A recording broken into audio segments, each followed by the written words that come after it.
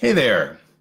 What is the truth, and how do you know that it is the truth? What happens when you think something is the truth, but then you find out that it really isn't the truth? Can something be true for me and not be true for you, and vice versa? Can something be true for you, but not true for me? How does that happen? How does that work? Can there be a difference between what we believe and what is the truth? And is a belief the same as the truth? What about looking at this from this point of view of us being human beings that can be misaligned to what we think is the truth? And then that's guiding our whole entire lives. And then we find out later that actually I was living under a false belief of what was true. Hey, it's intuitive Robert Ohado and astrologer, wearing my hat of astrologer this time here, just in time to give you some real great grounding advice on how to handle, I don't know, this current turn of events that you've probably been feeling in your life. I mean, have you been feeling like life's compass, your compass just got spun around some crazy way and you don't even know what true north is anymore? Well, it really did. We're in a Mercury retrograde, which started about 3 or 4 or 5 days ago on November 25th, and it goes until December 15th. And this time it is in the astrological sign Sagittarius. So, ergo, my opening all about truth, because this particular Mercury retrograde, which is completely in Sagittarius, has a lot to do with truth. It's one of the aspects of Sagittarian's pattern. So Sagittarius's pattern, it's a Sagittarian pattern.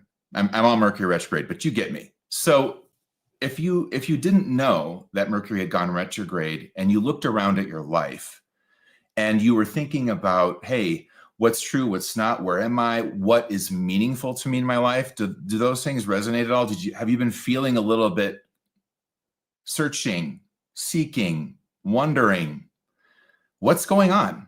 Where are we going?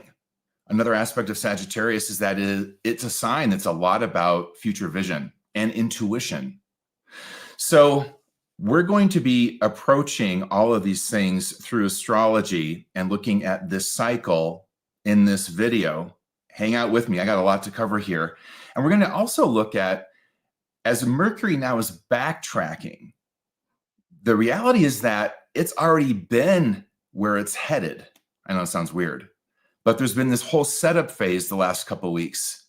And now Mercury is going backward in Sagittarius to trigger, basically press buttons, set a flame, everything it had been setting up for you, for me, for us to evolve through. And most notably, yes, to come to new understandings of truth and the essential need for us to live congruent to truth in our lives. Just think of this for a minute. What if you didn't believe that gravity was a truth here on Earth, a law? How would you ever then be able to build an airplane, build a rocket, build a spaceship, like a space shuttle? I'll go UFO later. You wouldn't be able to. This is how important it is to understand truth and understand its function in your life. If you are in alignment with a truth that isn't true, then you're going to be that person that can never build that plane, rocket ship, or spaceship, because you have to be in alignment with what is true to be able to coordinate all your choices, actions, and also everything you're going to do in terms of co-creating your life. That's how powerful and central truth is to all of our lives. Now, the thing is, you might be thinking now, well, all right, Mercury's going retrograde. What is going to be my Sagittarian wake-up call during this Mercury retrograde? Robert's talking about truth. Yeah, it's going to be in an orb of this. But if you've been remotely paying attention at all, right, in the world, then you know that my country, the United States of America, just had a very, I guess I would say, some would say shocking, some would say destabilizing, some would say victorious, depending on where you are with this, but we had a crazy election. And now a lot of us are going, well, what is next? What is true? What will be true? What are the truths here? But here's the thing, just because it's obvious in my country, like a lot of these themes that are going to be coming up that I'm going to explore around truth and how we even come to know what's true these days. I mean, we're in a day and age of AI. So we got deep fakes. You see photos all the time on Facebook, all across social media that are AI generated that look fantastic. These landscapes that are beautiful and they're not real. So we've got that now to sort through in terms of what's actually true. We've got photo filters galore, right? So we can make ourselves look 10 years younger or older or whatever. Imagine trying to date people online now. You don't know. I mean, is that really their current picture? Maybe it is, but it's got a photo filter on it that makes them look, 10 years younger. So we're in a time, especially now include the corporatized social media and news media, all with their own vested interests, especially when it comes to the toxicity of our political tribalism. How are we going to find out and connect to what's true in all of this now? Especially as it seems these vested interests, such as corporatized social media and news media, keep gaining in momentum and keep trying to present and frame truths, but are they true?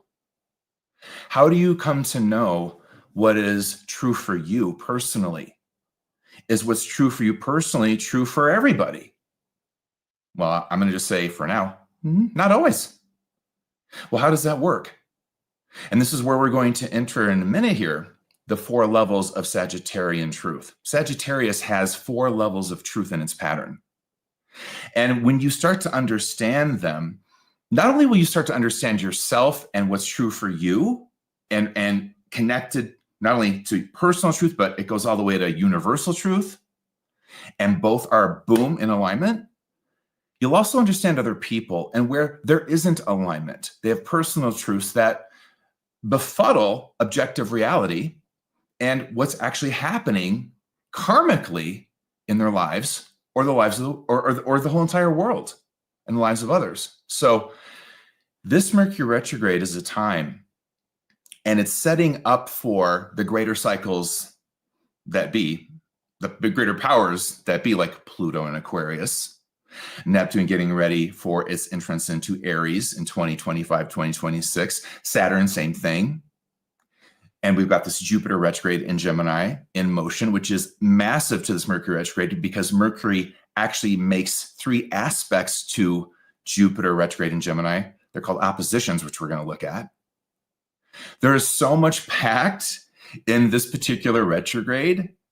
It's no wonder it took me a while to get live because there's so much to coordinate and consider. But I'm going to give you a truth schematic, some truth metrics, because I'm not only going to cover, which I think is essential, these 4 levels of truth within Sagittarius and how you can know how each level is speaking to you during this Mercury retrograde. I'm also going to cover this truth that there are 4 co-creative truths in life that all of us as co-creators really need to get down with and understand. And they're not the same necessarily as these 4 levels of Sagittarian truth, but they work together. So this is all about truth and also intuition and seeing clearly intuitively and understanding what this Mercury retrograde most wants from you. So I'm going to have you reflect on a few things here around your own personal Mercury retrograde in Sagittarius wake-up call, because that's what happens. We all get a wake-up call here, myself included. I've been having numerous ones, and Sagittarius is a powerful force in my own psyche, so ergo my birth chart. So this is a big one for me, and it might be for you, but it's a big one for all of us because we have to, in this day and age, come to some new understanding of how to arrive again at a collective way to be in shared truth.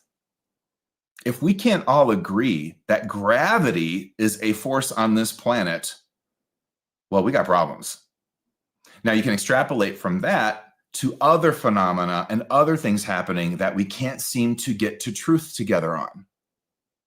And that goes from our personal lives, our personal relationships, to the greater whole of the entire world. And then back down to nations, and then back up to the greater whole of the entire world and its ecosystem, and back down to states and cities, and then back. I mean, this is the nature of how we interbe. But we interbe with truth as well. And I'm going to show you the vulnerabilities of that, where we end up off track, and if you will, in alignment with a lie or misconnecting because we're not in a shared sense of truth together, or internally we're not aligned to what's really true for both us personally, but what's just true. There does exist a truth greater than my bias, your bias, our political tribalism, whatever it may be. And we have to get back there, or we're in trouble. So this is where I think we have to look at, man, isn't it easy to lie? It's so easy to lie now. And I think then ask the question, what's the cost and price we pay for being aligned unconsciously? This is a Mercury retrograde, to a lie posing as a truth. So much here. Now, to ground you, I want you to take a minute and consider whether you right now are experiencing what I would call a truth fallout. Now, what's that? Well, the way I want you to think of this is, has there been a situation in your life, or is there a relationship that you've got going on, or is there something, and this is all and or, both and, something going on in the world or your community or whatever it may be? Is there someone, is there something, is there a situation where you've had this crash and burn lessons to learn lesson recently? And it's where you feel that what you thought your truth senses, and we're going to talk about those, what are your truth senses?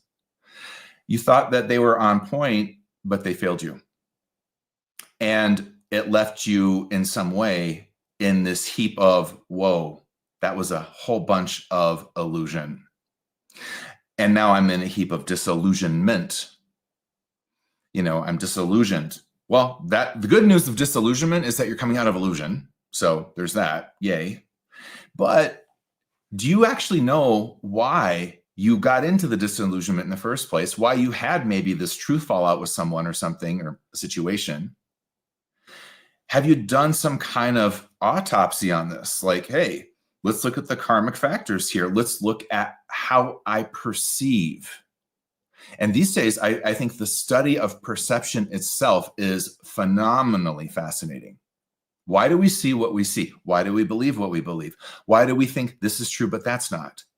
Why have we come into this new space of thinking that we can just choose truths that serve our conveniences and leave the inconvenient ones out? And that's not new, but man, it's at a new level. So it's time to get, says this Mercury retrograde, back on track with your own truth, your own sense of your truth compass, and your own true north in that compass. And behalf on the Mercury retrograde, let me just tell you what we got going on ahead in the next couple of weeks here as the retrograde gets going and we hit a midpoint and then we hit the, station direct, and we've got all these other aspects I'm going to go through that happen in between. We got some real twists and turns ahead, both in society, in politics, in our own lives, and in the world. And so this is not just about me helping you right now avoid the 2x4 version wake-up call of Mercury retrograde in Sagittarius, which I am attempting to do. But it's also about leaning into this truth. Mercury, its function in, let's say, the creative matrix of Earth is to, yes, be messenger of the gods. Myth got it right. So Hermes, Mercury, is always giving us a message or a wake-up call, or a message as a wake-up call, on behalf of the larger things that are going on. So let me say it another way. Pluto just finally went into Aquarius for the next 20 years. It's not going back into Capricorn again. Boom, we're here. Big things are rumbling and afoot. And contrary to what you may have been hearing about Pluto and Aquarius, let me just share with you this. When it goes into Aquarius, any new sign, the first thing it does is it brings us right to a massive shadow point. I want you to go back with me to 2008, the fall of 2008, when Pluto, for good, entered into Capricorn. Right at the same time, the housing market crashed and we ended up in the biggest economic crisis. This is all Capricorn, Wall Street, business, and it's all shadow. And boom, just in synchronicity, which astrology is, it's a tool of synchronicity. We ended up in one of the worst financial crises of the world, really. And how was that handled? Well, it was a bailout by taxpayers. So the shadow was able to kind of keep going to some degree. And this is where I would say now, Pluto finally, boom, into Aquarius the next year. We got some things to discuss. There's some things ahead here. And they're karmic in nature. And we're going to have to talk about karmic truth. Because it doesn't care about your politics. It doesn't care about your bias. It doesn't care about your opinion or your feelings. Karma does karma. Choice equals consequence. Action equals consequence. This is a co-creative law we are meant to learn from in this life. And let me just frame it this way, since we're all up in Sagittarius and Mercury retrograde in Sagittarius. Life is, wouldn't you agree, a classroom? Wouldn't you agree that where we are in this life right now isn't a lesson? What's the lesson? This is a Mercury retrograde in Sagittarius question. One of many I'm going to ask you. What's the lesson for you right now? If you could symbolically deduce this time to a lesson, well, what's the lesson? And I'm not answering that for you. I might give you some hints of a few ideas. But I want you to come with me into Sagittarius's pattern. And that's to say, we have to go to archetype. We have to go to the symbolic level of life, where we see truth. And we can see it in multidimensional levels of how it operates, because we're in archetype now. We're not in literal. And we can see the truth about people. How do we see the truth about people here? We go past the personal way we usually engage and see people, or project onto them what we think they are. And we step back, get impersonal, symbolic, and archetypal, and we go, wait a minute, I've just got to see your patterns to know your truth.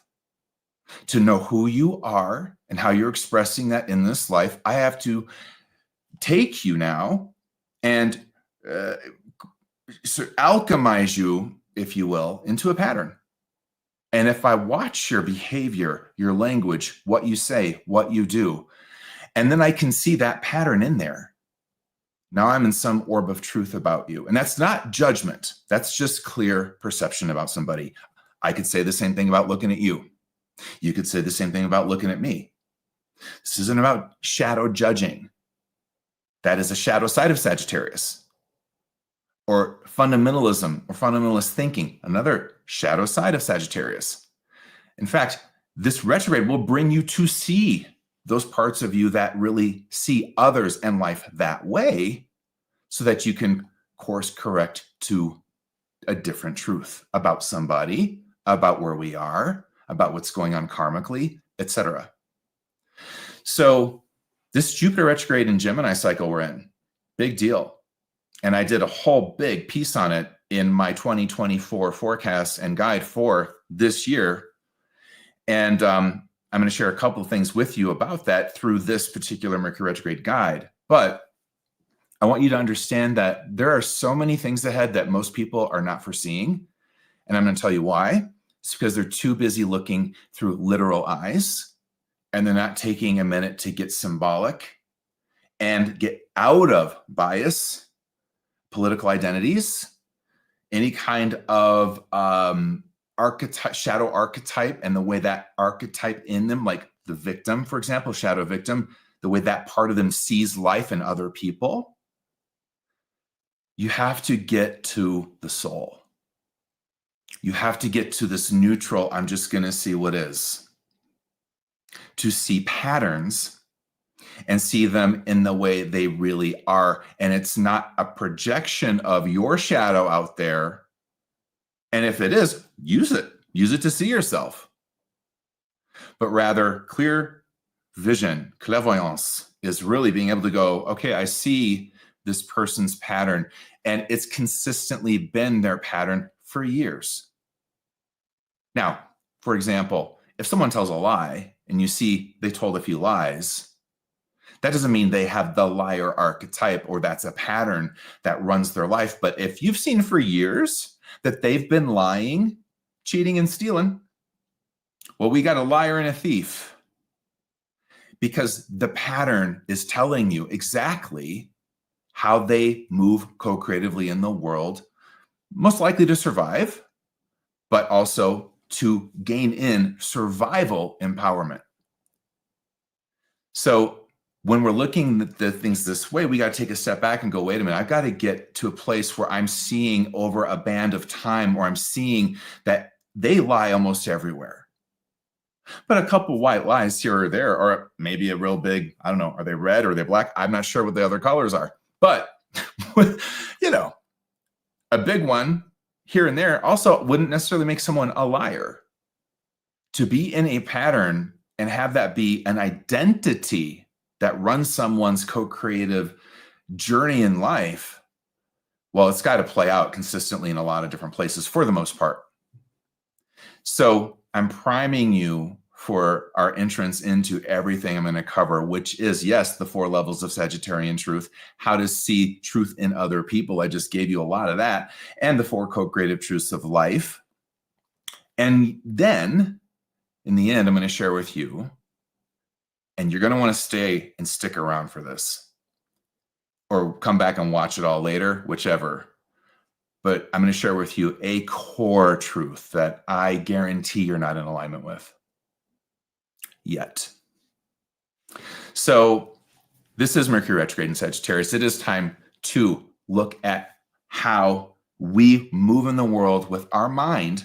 Mercury is about the mind, through a Sagittarian evaluation. So we have to look at the Sagittarius side of who we are. Now, let me break down a myth here.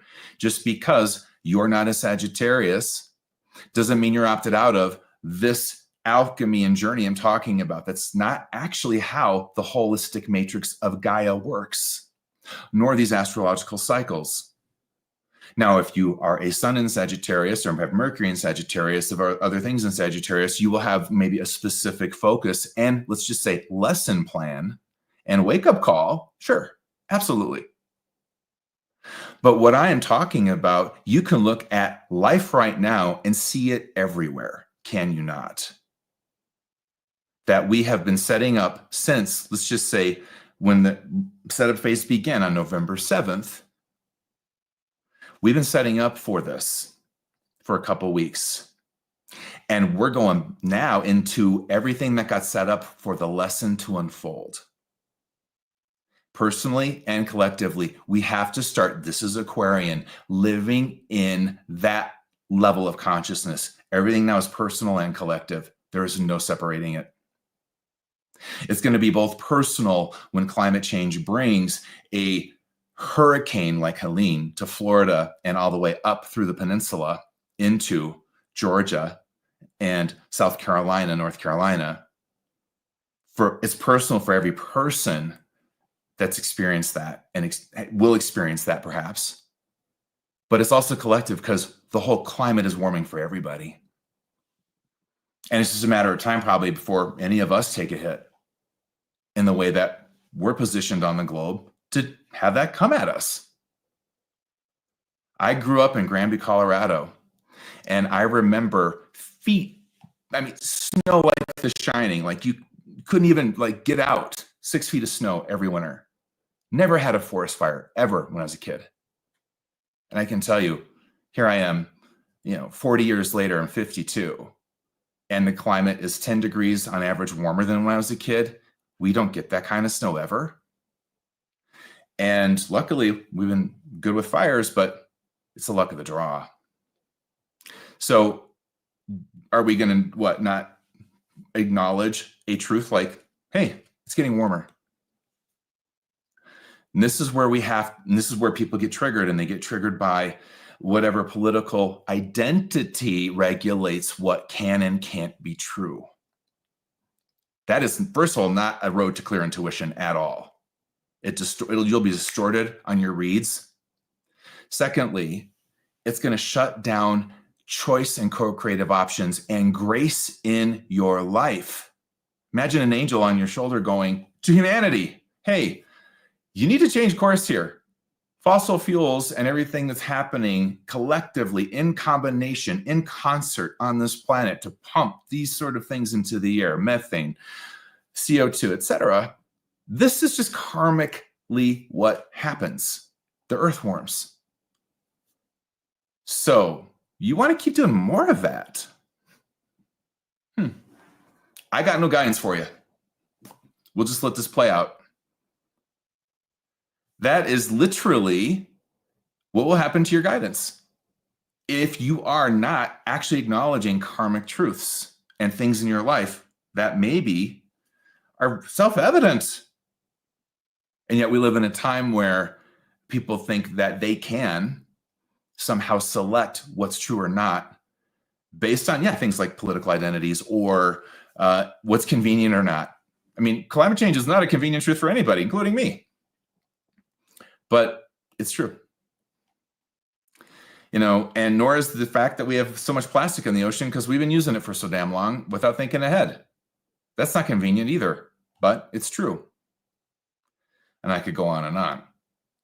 And I'm framing this up for you to find yourself in your personal life and collective integration to the holism of life so that you can understand your journey now and what is trying to awaken as new truth for you in your life. Because here's the deal with Mercury retrograde. All of them, actually. There's a catch. You can't engage with everything I'm saying in the lessons ahead that I'm going to present as well without being willing to take a shadow journey to your own underworld. But when you go to your own underworld, you go to the underworld of the whole collective too. Both and. A lot of times our own underworld is a product of the collective underworld that birthed our own personal underworld. So for me as a gay man, I had a lot, and have to some degree still, an underworld of shame around my sexuality. But that's a collective issue as well, and it birthed my own underworld of shame. But it's also, I'm in a shame-based culture that shames a lot of things, including sexuality, for everybody to some degree. And here we are. My shadow is part of the collective shadow. Now find yourself in what I just said in your shadow. But here's the thing, with any Mercury retrograde, you're going to the shadow. That's the whole point of the retrograde. It's to go to what you don't know yet about yourself or about life or about a situation. So pause button on that, and just a little aside, when they say don't sign agreements, don't make big decisions during Mercury retrograde, there's some truth there, and it's this. Mercury retrogrades are a time of becoming aware of more information. So why would you want to sign a contract or make a big purchase or whatever it might be without all that information first conscious in you that the Mercury retrograde is trying to engender? Now, the caveat here is that we're talking about Sagittarian things. We're talking about the Sagittarius aspect of your life. So if something needs signed or something needs done and it's not really connected to Sagittarius per se, sign and do it. But then you got to take a step back whenever there's a Mercury retrograde and go, okay, what area of my life is up for review? Looking at it from a different angle, rethinking, reshaping. And it is a lot about how we think. This is Mercury. Mercury rules and archetypally is connected to the force in us called the human mind. And it is about, all right, I've got to rethink this time the way I even arrive at what I consider to be true. How do I do that? How do other people do that? One of the medicines that will go a long way in this retrograde is the beautiful force of curiosity. Don't assume you know. Go blank. Even if you think I think I might know, assume you don't. Go blank. Let intuition, let life and synchronicity fill in the blanks or correct a distortion. When you don't do that, when you don't slow down and say, okay, I'm going to let life fill in blanks, this is when you get the trickster archetype all up in your grill. And that is stereotypically what a lot of people just claim Mercury retrogrades are, without understanding the co-creative mechanics in play with every Mercury retrograde. It's a shadow journey to your own underworld. In whatever area the retrograde's happening, this time Sagittarius, that area of who you are, those patterns, that part of your mind. So you got to go. And when you get down there, you know what? You're going to be on this quest, in this case, for deeper truths. And you're going to then realize, oh, the deeper truth is hidden behind that dragon right there. Okay, I got to hug that dragon. We don't slay dragons in my classroom. Dragons are breathing fire because they've been rejected, shoved into the shadow, and just not accepted. So we accept them. We don't have to like them, but we can accept them. And then once that happens and we give them a good hug of acceptance, then these new truths that are behind them, that treasure, steps forward right into your embrace. So if you can hang with that throughout this retrograde and really be curious and claim, maybe I don't know. And this is where I would say be a skeptic. But skeptics, that pattern's been misidentified and misconstrued. The shadow skeptic is what we normally consider a skeptic to be. And the shadow skeptic, check this out. The shadow skeptic is just as much of a believer as the believer. They are firm in their belief that UFOs aren't real, firm in their belief that miracles do not happen, that there's no such thing as psychic senses. I know. That's the shadow skeptic. The true, authentic skeptic goes, I don't know. Maybe there are UFOs. Maybe people do have telepathy and psychic senses. I don't know either way. And until I know, this is what I'm going to say. So I want you to move into that skeptical part of yourself in a healthy way that goes, wait a minute. I don't know. Let me just hang out here for a minute until my experience teaches me the truth, or I get a download, or an intuitive hit, or I just feel it. You know, when we feel like we love someone and we love them with all of who we are, and it's just a soul thing.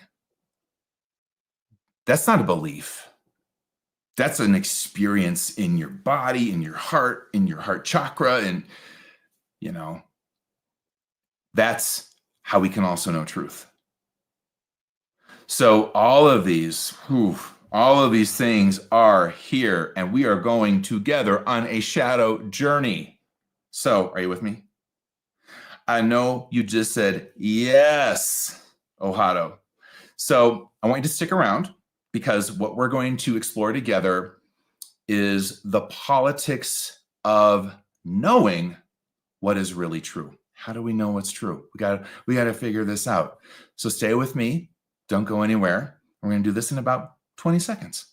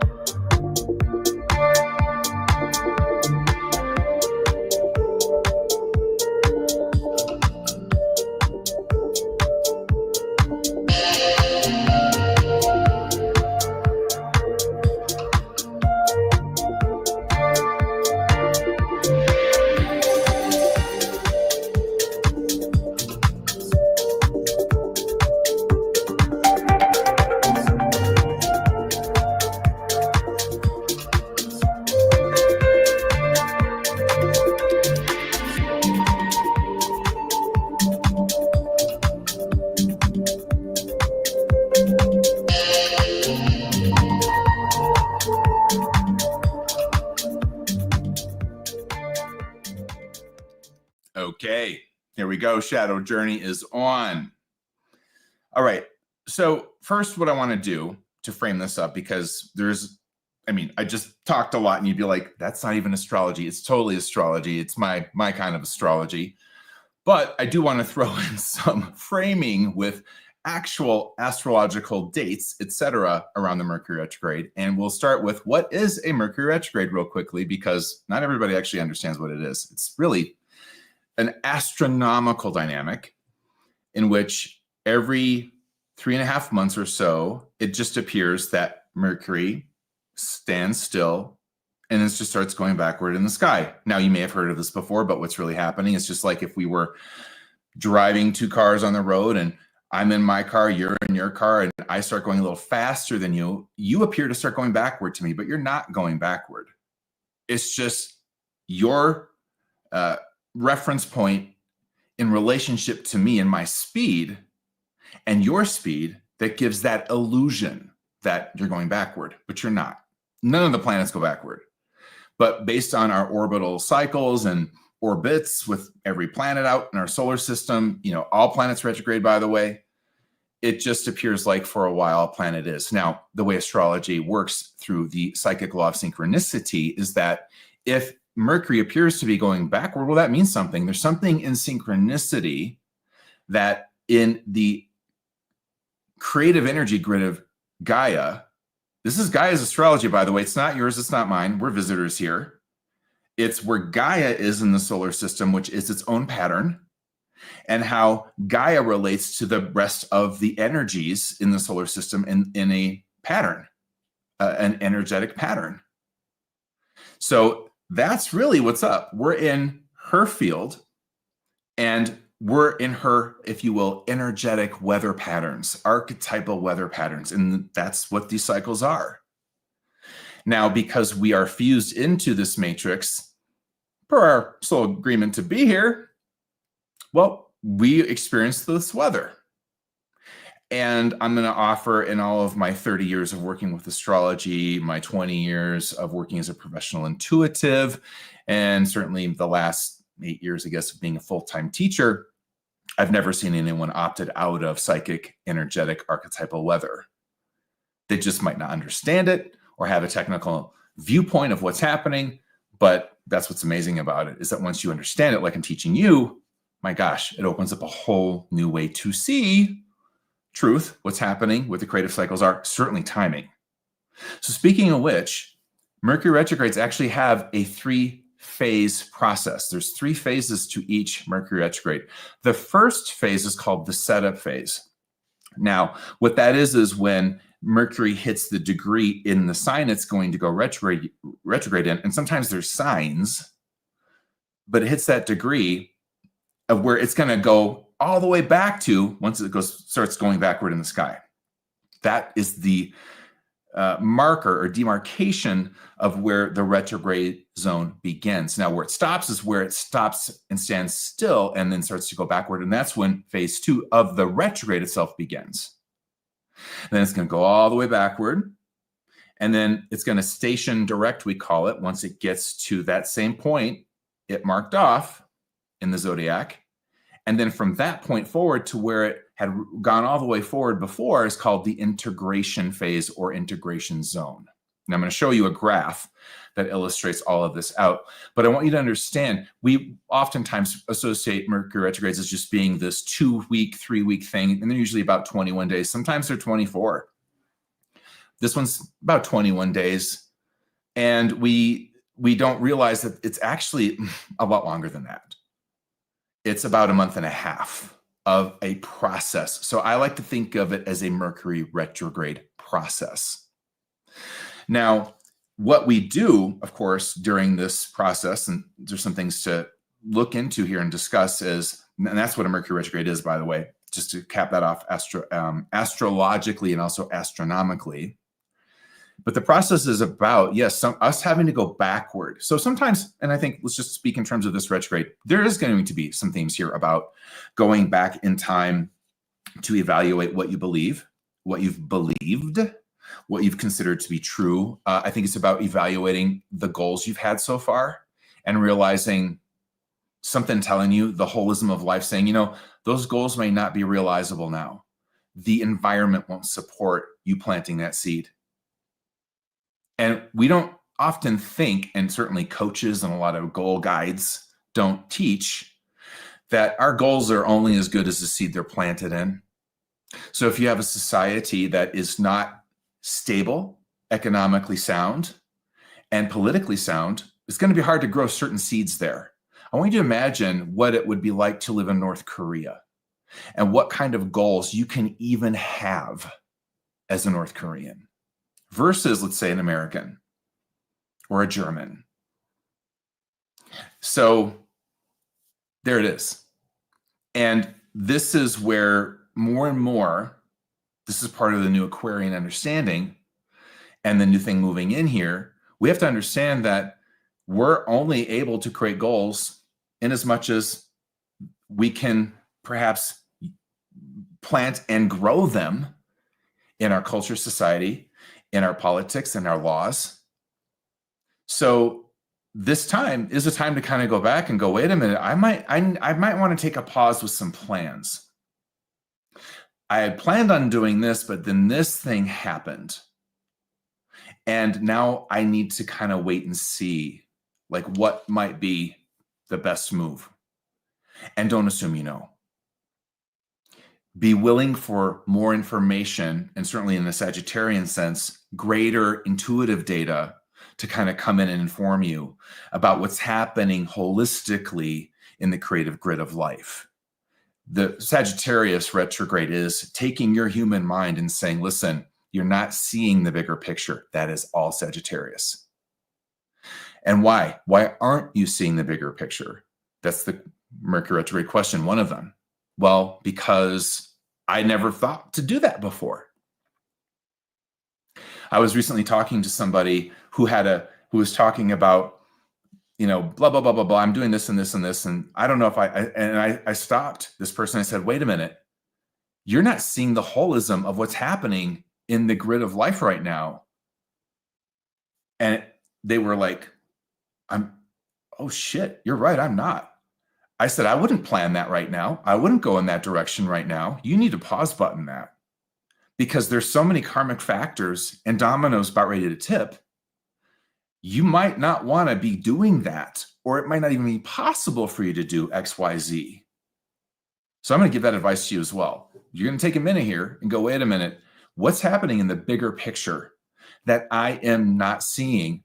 Maybe because I just don't typically look at the bigger picture, or maybe it's just not something that I took into consideration in this moment of this goal or these plans or what I thought I wanted to do. I'll share with you a story from my archive of my readings. Back in 2011 was when I first started to get information and readings about climate change. And I had a business client, who wanted to invest in real estate in Florida. And I never had gotten this before, but I remember the impression so sharply coming in saying, hey, if you get in and get out in 10 years, this could be a good investment. You stay longer, you'll tank. Because Florida, as we see now, by the way, this is the new normal. Hurricanes like we just had are going to be the new normal. That's the intuitive in me talking. Because I saw it, 13 years ago. And I said, and they didn't believe me. They kind of laughed it off. I'm like, you're the one paying me to see for you this way. But that's what I'm talking about. It's like being able to see the energetic grid and karmic grid of what's ahead. And it's oftentimes pretty obvious. But why don't we see it? That's the question. Why aren't you seeing certain truths? Why aren't you seeing certain things in your life? This is something to be really situated in as a theme during this Mercury retrograde. So it is a time, evaluate your short and long-term goals, most notably long-term goals. It might be time to change what you believed, what your future would be like, because it may not be that way at all.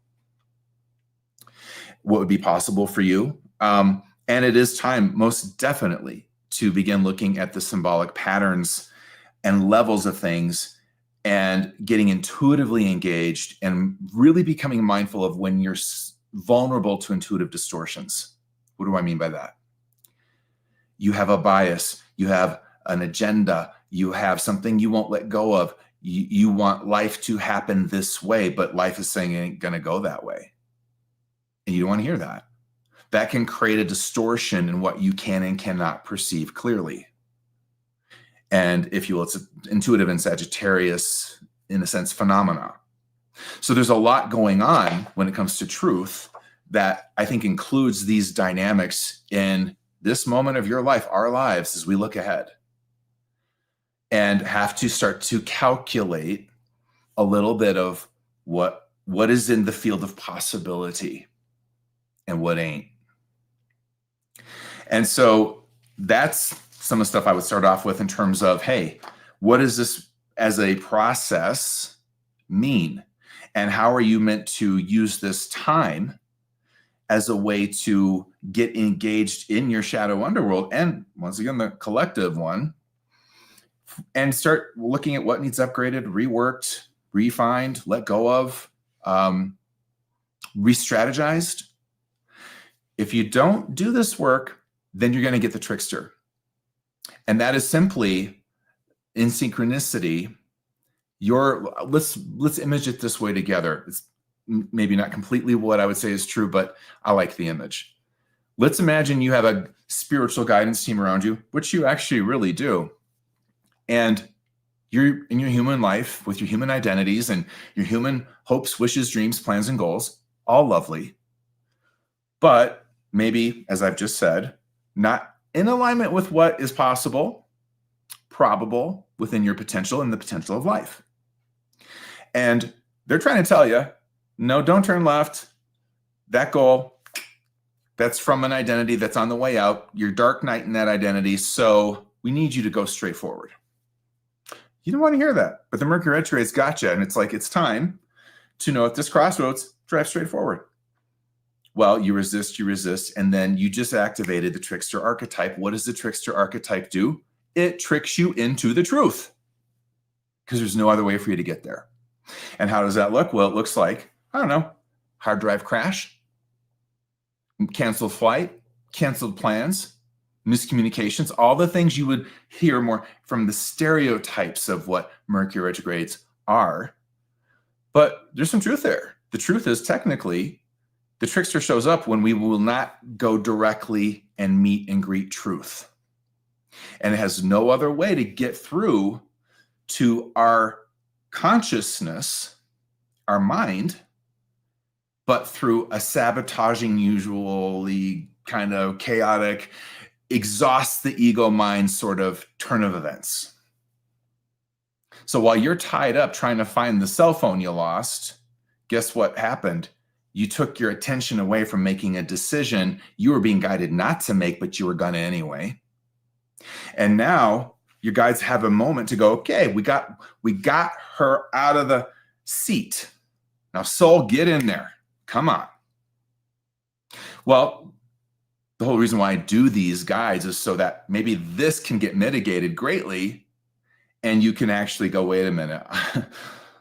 If I'm honest, I'm getting some resistance in this crossroads from turning left. There's a resistance energy. I'm gonna acknowledge, as much as I think that dude is hot, I'm getting a no or not yet. I don't know why, but all right. If you can roll that way and fill in your blank, then all right, no trickster. But we're human and we're all going to have moments where, no matter what we do in spite of our best efforts, we're just going to have to get tricked. And that's okay. I want you to understand the phenomena in a Mercury retrograde. And this time it's all going to center around everything Sagittarian. So yeah, it is long-term plans and goals. It is vision. It is what you thought would happen in your future, what you thought was possible. And that doesn't mean that what you thought's negated. Maybe, as we've all experienced, door number 2 was a better option. You were so fixed on door number 1, but man, door number 2 was going to blow your socks off if you just hung out for a little bit, did some inner work, some healing, or just chilled the F out.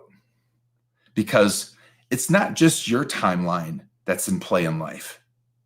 It's your timeline in connection to everyone else's timeline. And maybe you're hanging up because you're waiting for someone else's timeline you're meant to meet, or an opportunity whose timeline is a little behind you to finally catch up. That can be the case. The point is, you have to tune into yourself and pause button life a little here in your choices and your actions. This is where the wisdom of all that stereotypal stuff you probably heard is really actually useful. And just take a minute, get zen. I don't know. I'm going to get curious. I'm going to become a skeptic for a minute. I don't know. I don't know what to do here. Can that be okay? Can it be okay for you not to damn well know? Yeah. It avails you to a greater knowing, actually. So there could be a lot of that up in it for you as well.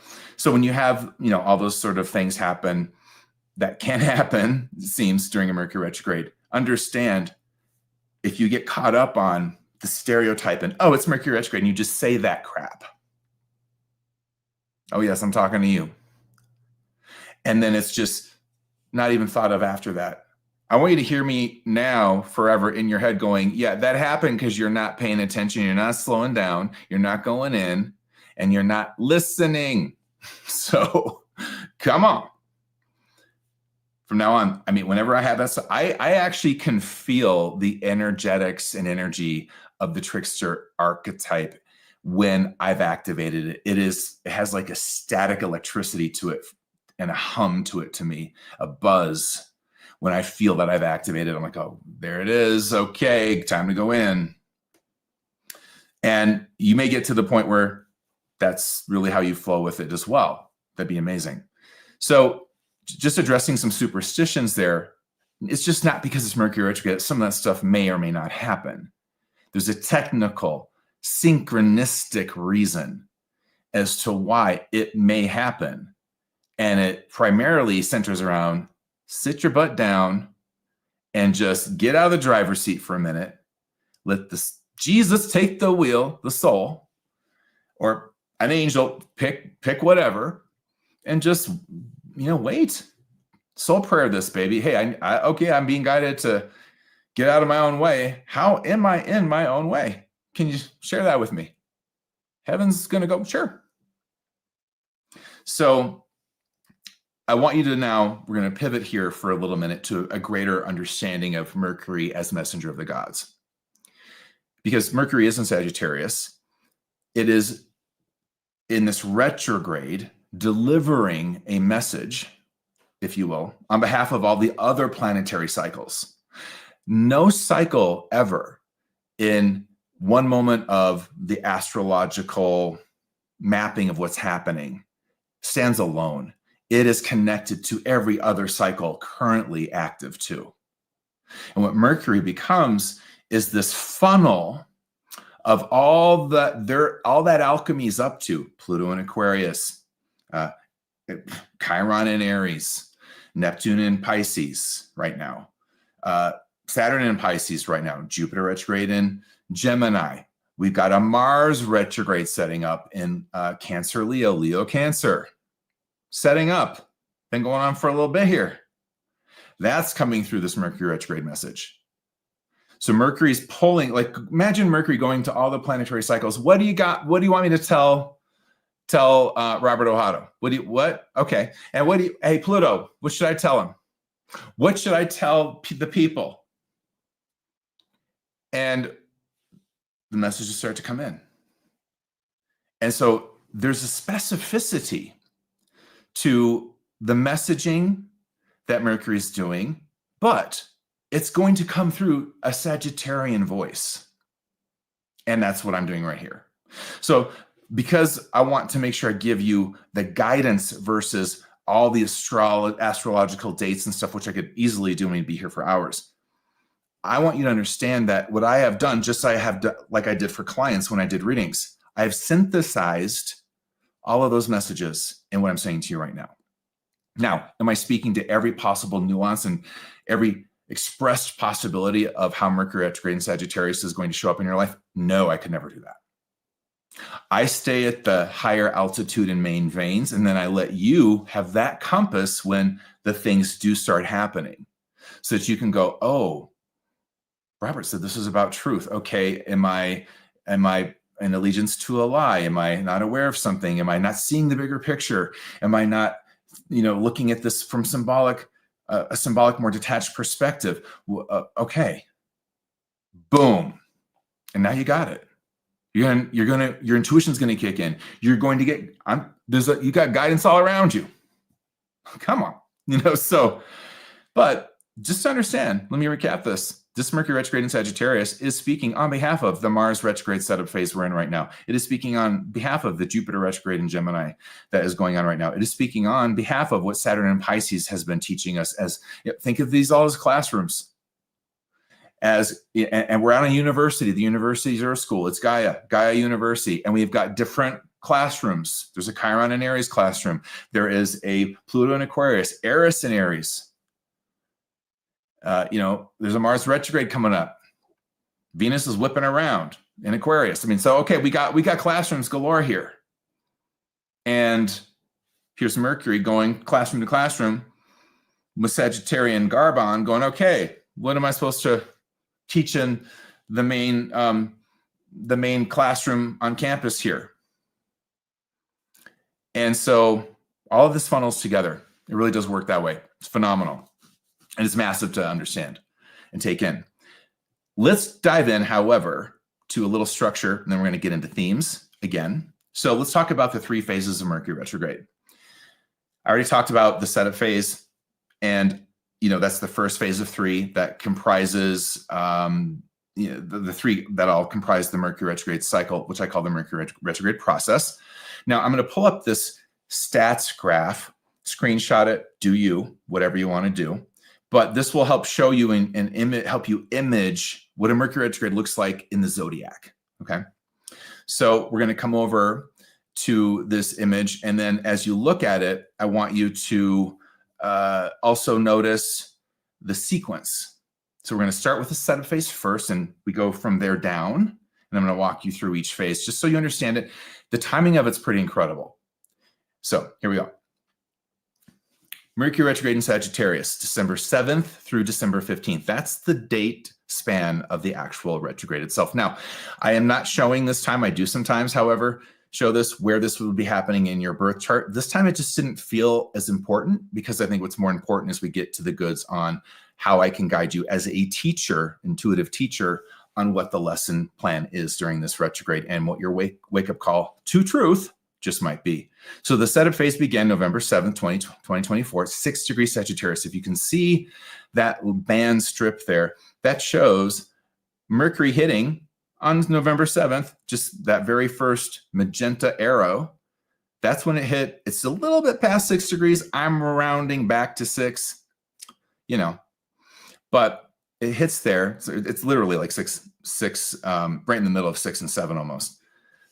So it hits there, goes on its merry way, all the way up till November 25th, which was just 5 days ago, and then it stations retrograde. And then from November 25th through December 15th, it tracks back over those degrees. See how that magenta line snakes backward until it gets exactly where it started the zone, the retrograde zone at, which will happen right on December 15th, the end of the retrograde at 6 degrees Sagittarius. So it's going to go all the way to 23. And then there's a midpoint in every Mercury retrograde cycle. That's when Mercury conjuncts the sun in the sky. So that's on December 5th. We're about a week away from this midpoint. And I'm going to tell you right now, December 5th, 6th, and 7th have massive things going down. There is something event-oriented coming up around that time. I'm going to get into a little more of that in a minute. But this is the midpoint, which means the midpoint's about this. It's about, imagine Mercury coming into the sun and the sun being about destiny, about a message of light, an illumination. It's the truth that now that you've hugged the dragon, just sneaks around and goes, hi, I'm finally free to talk to you. So that's that moment around that time where we usually get pretty clear on our wake-up call or message, or messages like, okay, I get it. Now, to understand what that is going to probably be about for you, I want you to go back 2 weeks, maybe 3, and just take a minute. Let's get Sagittarian and symbolic and consider what have been the themes that have been coming up in your life personally. And by themes, we have to look at it like, yeah, everywhere I go, kind of this same scenario or archetypal dynamic plays out. And it's trying to get my attention. I intuitively feel the synchronicity saying, hey, I'm part of your wake-up call. And it's likely going to fit into a lot of the framing around Sagittarius I've already offered you. And I want you just to review your life right now or later and go, what's been thematic? It just keeps showing up in weird ways sometimes. Stranger on the street.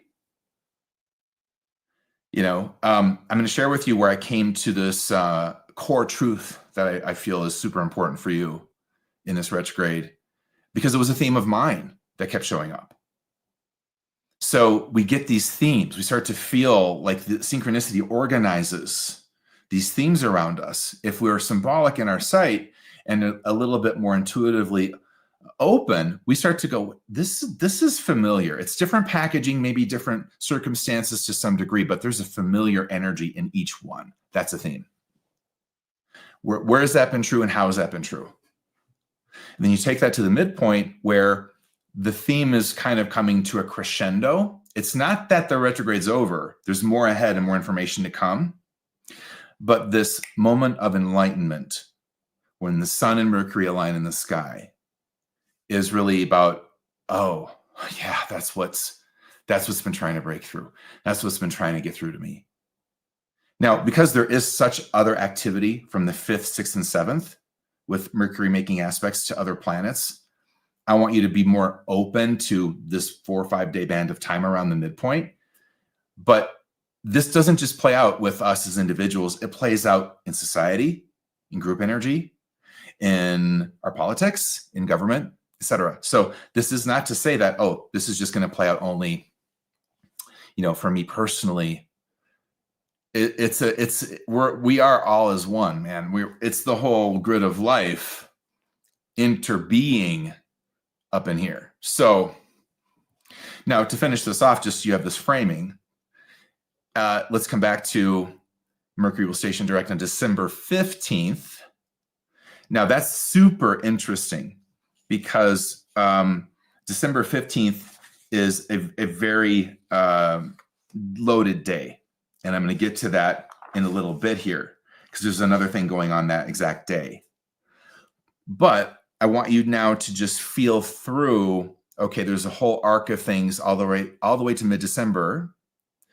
And then Mercury stations direct. And from December 15th to January 2nd is called the integration phase. That's when Mercury is going to take that magenta line on the last run and go all the way to that second arrow where you see that little Mercury symbol, and that's the integration phase. And let me tell you something.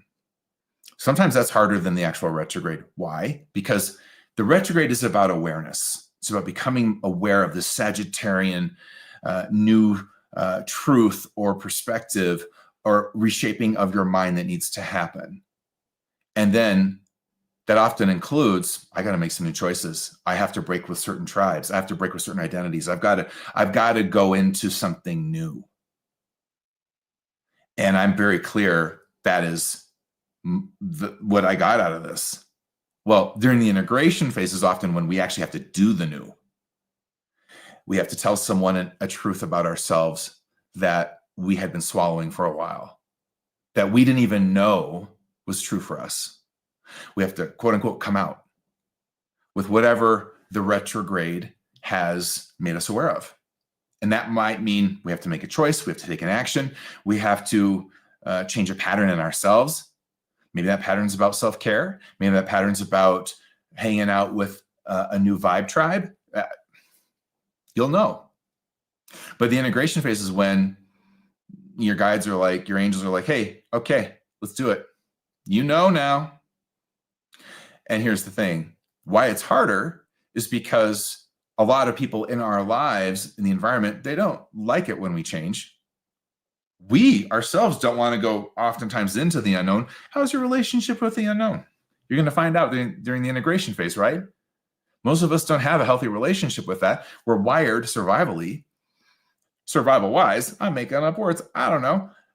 But we're wired to survive in what we know. It seems more controllable, easy, and charted.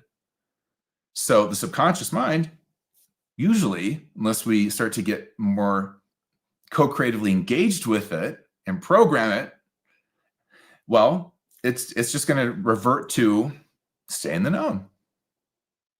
Well, the integration phase is when the known needs to be in the rearview mirror a little bit, and you need to keep on trucking and moving forward, making some changes. So just note, it's very interesting how this is working out from December 15th to January 2nd. I mean, we're going into the new year, which is always, the new goals, the new plans, and by this time, with a caveat of Mars retrograde coming up, there might be some sense of, okay, I think I know what I need to do.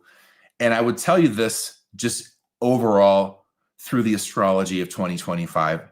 Now, I'm going to also interject real quickly the sponsor for this video, and that is my actual guide for the astrology of 2025. Every year I do an astrological forecasting guide for 2025. And this year, the theme is using the darkness to find the light. It's 40% off until December 6th. And if you also grab this by December 6th, you get a bonus guide that I'm doing next Saturday, Mars retrograde in Cancer Leo, which will go from 2024 to 2025, is home still where the heart is. So you want to get on that. The link is right below the video, and you can click it and go check it out and get it while it's on a massive, massive discount. Now, the reason why I'm bringing this up is because 2025 really is about, there is a darkness, Pluto and Aquarius pressure in our lives, in our field, just in the same way there is and was this dive into a housing crisis right as Pluto went into Capricorn for its full stay. Now, if you take a minute with what I just said, I think you're going to go, that feels real true. That feels really true. There's something heavy hanging in the air. And as much as we want to shop it away on Black Friday or whatever, it's not going anywhere. And so my advice, being the shrewd, intuitive I am, let's just look it straight in the eye and ask, what's up? What? And I'm going to be answering a lot of those questions. What's up? What's the timing of a lot of stuff in that guide? I've done a lot of really powerful new work within the dynamics of what Eris is as a force, what Pluto and Aquarius is and will continue to be as a force in my guides like this. A lot on Chiron and Saturn. I'm always given a big series on. So what I will share with you for now is that the span of time from January to, let's say, May, we are all going to be living in a shit ton of uncertainty. I would not make plans because there's going to be a lot of things that zig and zag, and things go a certain way that I don't believe many are actually understanding yet and really embracing as what's on the horizon. So that whole time period from January through May of 2025 overall is a time of, let's just say, the instability of the unknown being very much the normal. Now, I'll go into greater detail around timing and stuff like that within the series. So if you want to join, please do. We start next Saturday. But I want you now to understand kind of where this retrograde, as it takes us into the new year, what it comes in to illuminate in your intuition. And it has to first, though, tackle what truth is to you. How do you know what's true? How do you arrive at truth? In a time where the political powers that be tend to broker what can be considered true or not. And this is something to understand, not from any political identity. Get rid of those if you can, or put them in the closet, neutralize them. They will distort seeing. And I'm going all around all sides. This is exactly why I'm a registered independent, because that toxicity of tribalism from certainly extreme left and right, not useful. And I want you not necessarily in the middle, I want you up in a different dimensional perspective that sees clearly the polarization. And then you can kind of see, okay, this is the karma of what's up. There's karma for this. Now, this is what I want you to kind of consider for yourself. How do you arrive at truth?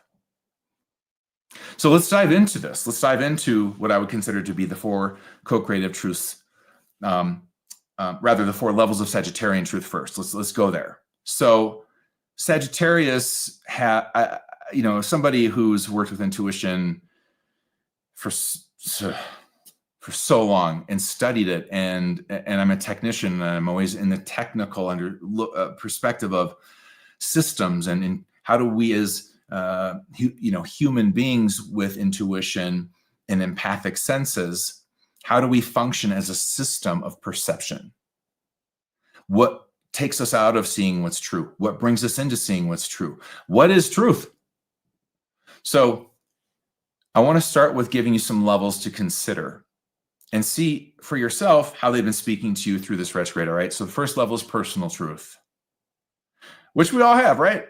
Because whatever's happening to us in our lives, in context to the people we love and maybe our sense of home and where we belong, that's all personal, and it's wonderful.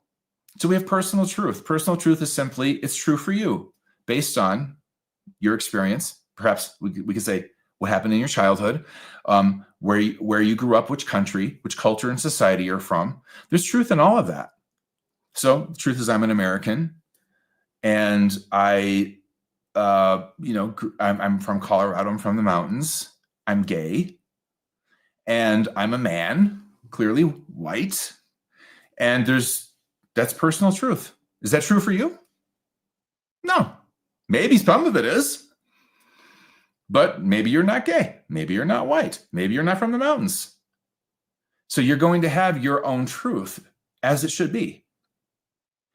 And so just understand, okay, there is something called personal truth. Level 1. Okay, got it.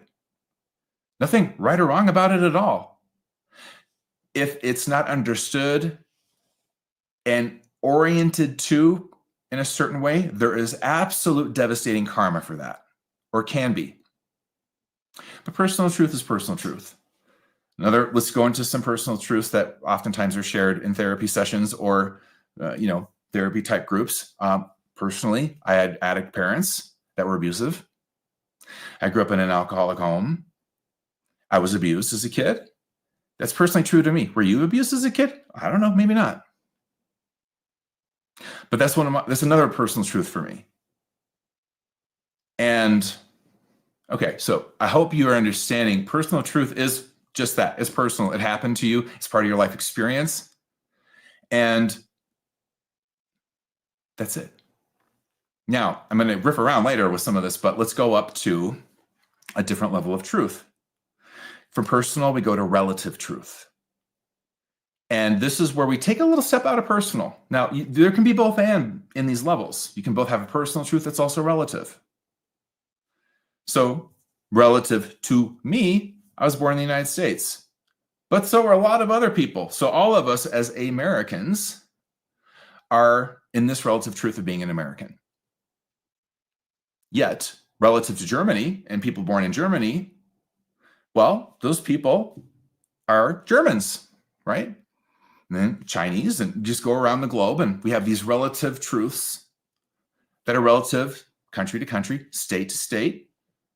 It's also relative to me that, well, here I am in Aspen, Colorado. It's 9:19 p.m. on Saturday night. But in Australia, it's not 9:19 p.m. on Saturday night. They're already on Sunday morning. So my truth, it's Saturday. Their truth, it's already Sunday, which is true.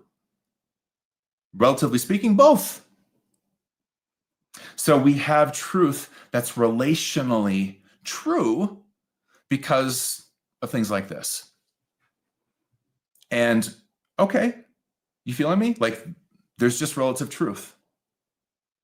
Now, here's the challenge. Relative to me, and this isn't true, I'm using this as an example, but let's say relative to me, I am a Baptist Christian, but you maybe come from the Lakota tribe in South Dakota. You're not a Baptist Christian, but my truth is that Christianity is the only path to heaven and God. And in my truth, there's a heaven that we go to happily ever after. Oh, you're a Buddhist over there and you think we reincarnate? No, we don't. I have my relative truth, and it is the truth. See, I just tried to make relative truth universal. No, that's going to cause problems.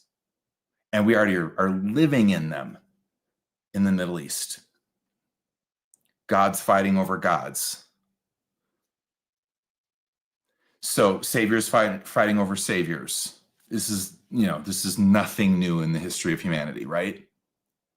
But what might be new is to look at it from the lens of truth and relativity and truth. Hey, look, when we try to make a relative truth true for someone and it's not their truth, we have problems. So if I'm sitting here trying to make Australia understand it is not Sunday, Australia, it is Saturday. What is wrong with you? You're going to go to hell. It sounds ridiculous. And yet, wars are fought over the same thing. Trying to make a relative truth universal. So obviously, the next level up is going to be universal truth, which still can be relative. So let's jump in. It's universally true for all of us on planet Earth that we are in this particular solar system in the Milky Way galaxy. That's a universal truth for every human being on planet Earth. But let's just say there's another galaxy with other intelligence and life, and in another solar star system. Is it true for them? And they're not even in the Milky Way galaxy. No, it's universally true because it's the whole world. And we're that big in this truth, but it's not cosmically true. So universal truth is pretty damn big. And I mean, as human beings, I think it's most useful to just look at it as a global, one world way to look at truth. Hey, we breathe the same atmosphere. We are, on the same planet. The sun rises for all of us here in the east and sets in the west. Okay, we got some truth. We have gravity. And all right. Yet what's challenging is we can't even get to any shared sense of universal truth anymore. It's the hottest temperatures on record are every year. So this next year will be the hottest year. The next year after that will be the hottest year on record in our human documentation, if you will, and what they can, I guess, see through carbon layers of things and whatever. And we can't all just go, yeah, that's probably a problem. We're going to debate whether or not the water's starting to boil and the coral reefs are dying while they're dying right in front of us. And I think you're getting what I'm touching into here.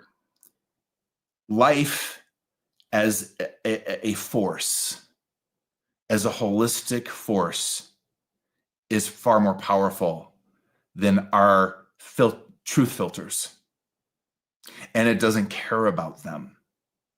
And it will just continue to karmically do life in whatever way we have, stacked the deck and influenced its process. So we wipe ourselves out. Life always finds a way. So this isn't the end of life on Earth. It's the end of us on Earth. But, my point is we're getting big here. If you will, Sagittarius, philosophical. But it's also true. And in the Aquarian archetype is a pressure for us now to start to edify, if not edify because it's not there yet, move into, adapt a new pattern of perception. And that pattern of perception is a universal earth truth that we are one world. Now, what's true is we've always been one world. Maybe we didn't consciously know that when we couldn't travel to other continents back in the day, but it was still one world. And now that not only needs to be our true north because we share the same climate, the same atmosphere. If there is a nuclear bomb dropped in Ukraine, you and I, all of us, are going to be breathing some measure of that radiation, because that's how truth operates at a one world level. And this is what I see happening politically, and that's why I named this, the politics, if you will, of how we come to know what's true, is that the politics want to regulate, and I'm just using political system generically, generally, but specifically too, wants to regulate what we are capable of adapting as truth. So we don't like you adapting a one world view because that doesn't fit our polarizing narrative of us against them and tariffs and this and that. And sadly, it also eliminates the opportunity to actually have balanced discussions around immigration and the need for borders and the need for certain laws that we really, all nations need. And yet, while we all fight each other and call each other names, those in power are free to do whatever the hell they want, because we're not standing as one in terms of the needs of all of us having a lot of common truth. We all need education. We all need a clean environment. We all need not to have hurricanes wipe us out, right? We all need healthcare. And instead of us all coming together and going, all right, anyone here that's trying to lie, cheat, and steal and polarize, out, you're fired. We tribe up, and it's left versus right and whatever. And there's karma for that. And, coming into this out of the US election, it's just, I kept considering how we are as human beings, myself included. We just cannot but help sometimes, but learn the hard way. We have to have those karmic badass bottoms that hurt really bad and sometimes take us out or wipe us out before we get it.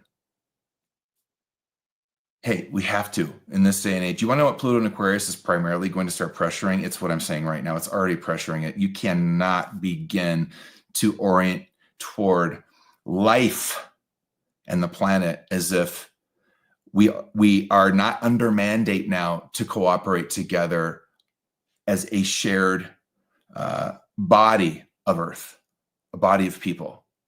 And I know that sounds high and philosophical and so idealistic. Well, that's Aquarian for you, but it's also just in the grit of living true. So levels of truth. We've got personal, we have got relative, and we've got universal. And there's one more. And for this, I'm going to have to get very mystical and go to what I would consider to be soul contract truth, soul agreement truth. So I may have a soul agreement in which there are certain truths that move through my life that don't through yours. And I have certain things as part of my patterns and my agreements with how I'm here to serve or engage and connect that you don't have. And for us then to get into human personal truth and relative truth, and then start to take soul contract levels of what's true for various people, ourselves included, and then go to war over those truths, well, that's also going to have karma. And I'm being both literal and metaphorical when I say go to war. So when you come for somebody who's LGBTQ, which is not a choice, the only choice any of us ever make is to be honest about that. I knew since I was 5, I was different. I had a magnetism toward boys I didn't have toward girls. I didn't know what the word was until I was 16. But my aunts and my uncles, when I finally came out, they're like, oh, I knew when you were 6. And that's my personal journey of knowing coming to terms with this part of my nature and my soul contract to explore life through a gay identity. That's my soul contract. That's not yours, though. Am I going to pass laws then, however, to punish you or not give you equality because your truth is different than mine at that soul contracted level? I would never do that because I know what it's like to have that happen. And so I'm inviting you to explore truth in your life, explore truth in life, explore truth with your relationships. Give people a minute to have their truth, and yourself a minute to have your truth, and be curious within the truth.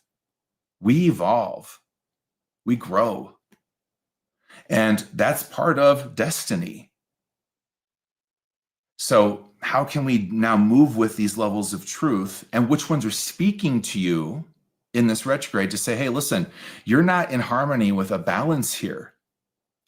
You're not. You have to recalibrate, get detached, get symbolic, explore your own spirituality in this way, from the Sagittarian level of personal all the way to this soul contract level of truth. And then there's mystical truth. I'm not presenting that here because this ain't about Pisces, and there's limited time. But I want you to understand, these are the things that will come up. How they show up for you, well, that's going to be different person to person. And whether one is capable of seeing even what I'm saying is going to be soul contract based. Not everybody has a soul agreement to this kind of information landing in their lap this lifetime. That's exactly how it's supposed to be. But it's in yours. And that's exactly how it's supposed to be. So how do you create your life through everything I just said? These 4 levels of Sagittarius truth. How do you think? How do you perceive? Now, I'm going to move into another pivot here, which is actually another 4, and it's the 4 co-creative truths of life, or I would also call it the 4 truths of the co-creator. And these truths, I think, are absolutely in need of being in spirituality and self-help more and more brought forward. You know, I've worked in this quote unquote industry since 2008, 2007. And I've seen I've seen the same shady shit you'd see everywhere in any industry. Let me just say it that way. And in some of that, there is also a deletion of some of the truths I'm going to present, because they don't just give every person this fantasy of they can be anything they want to be and have everything they want, of which none of that's true. Can you be anything and everything you want to be? I can't. We have chosen lanes in our soul contract journey, soul agreement journey, for a reason. That was the lesson plan. That's what our soul wanted this lifetime. We get into these wounded egos and think it's about vision boards and getting and having and manifesting. But for what? I mean, just saying. So let's get into some co-creator truths. First of all and foremost, the truth of karma. Now, karma is not a punishment. It is simply a neutral law of creation. Action, choice creates consequence.